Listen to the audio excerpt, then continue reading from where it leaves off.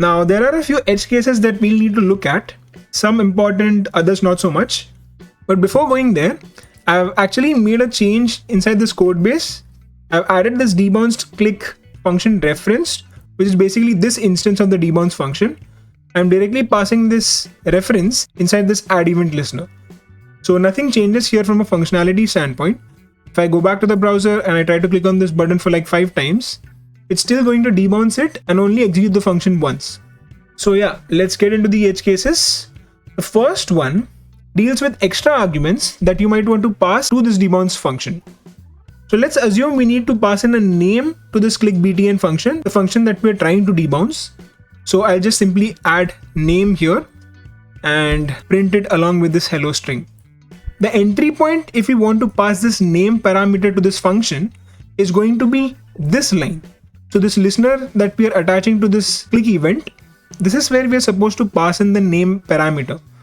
So what I'll do is I'll simply convert this into an arrow function first, because I don't want to invoke this function right away. If I would have done this and pass in a name here, then it would run even before we click the button. So I don't want that. I'll pass it as an arrow function. Now this value can be accessed inside this inner function because it's essentially the same. So I'll use the Args parameter and I'll simply pass this entire thing to the clickbtn function. The clickbtn function in this case is this function. So whatever function we are trying to debounce, that is what we pass inside the set timeout. So this is essentially this. I'll simply pass in arguments here, and we'll again need to convert this into an arrow function because I can't directly invoke it. Let me save this. Now if I try to click on this button for like 5 times, you should see that we get the hello string along with the name that we had passed inside the function. So if you want to pass in any extra arguments, this is how you would do it. Now the second edge case is a solid one. All this time we have used this debounce function on regular functions. This clickbtn function is a standalone function that's not part of any object. Basically, it's not a method. In case of methods though, the implementation may not work as you'd expect. So let's look at an example. I'll create an object right below this clickbtn function. I'll call it James. And this object will have a property called full name and a method called sayName. All this method will do is debounce the function that we already have created, which is the clickbtn function. So debounce clickbtn.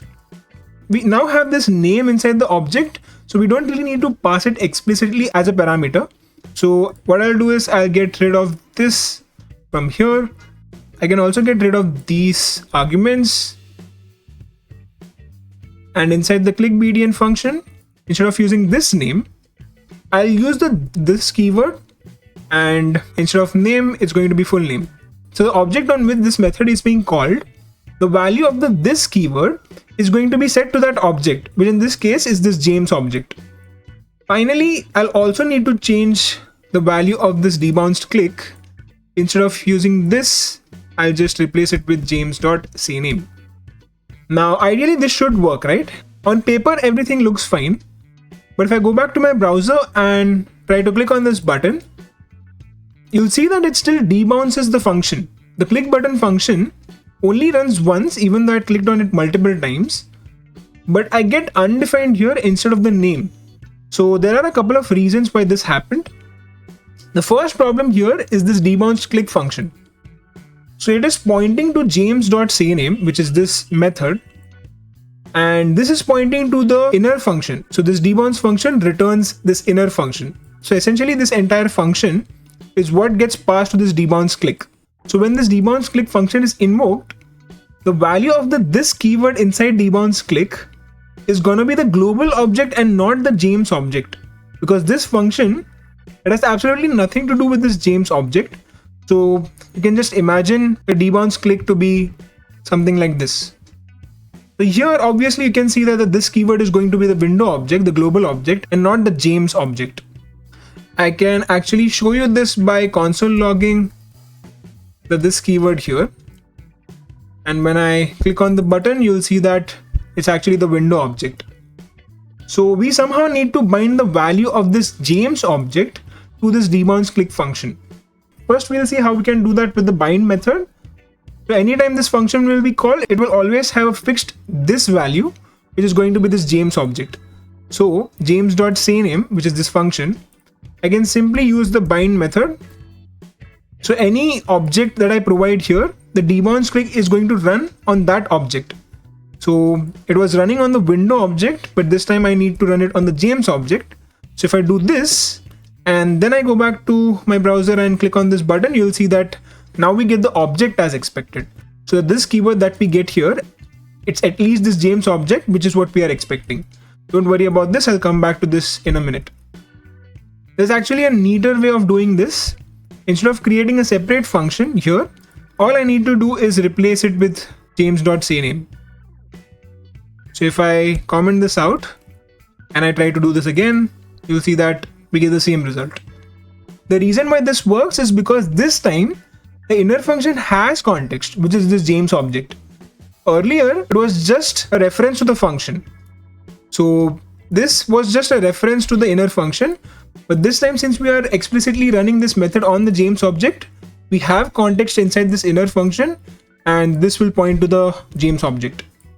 So yeah, we are halfway there. We actually do get the object instance here, but now we need to somehow get it inside this clickbtn function where we are console logging this string. Now this function needs to access the this value that we have inside our inner function. Because right now, if I console log the value of this inside the clickbtn function, it's going to point to the window object. So if I click on this button, you'll see that we get this string, and on line number 10, which is where we have this console log statement, we are getting the window object. The value of this keyword inside this inner function though is the James object. We need to somehow pass this James object context inside this function. Now the most common way is to use a method similar to bind, which is call or apply. Both call and apply methods are used to call a function with a specific context. They literally do the exact same thing, but the way you pass in arguments to the method is slightly different. In the case of call, you pass in arguments individually, whereas in the case of apply, you pass them in the form of an array. That's it. We'll use the call method and pass the value of this to the clickbtn function. The clickbtn function is this function. So what I'll do is, instead of calling this function directly, I'll use the call method and I'll pass the value of this inside this inner function to this clickbtn function. So now what this is doing is calling this clickbtn function not with the window object context, but with the James object context. So I can actually do this as well to cut down some confusion. I'll call it context, I'll set it to this, and I'll pass in context.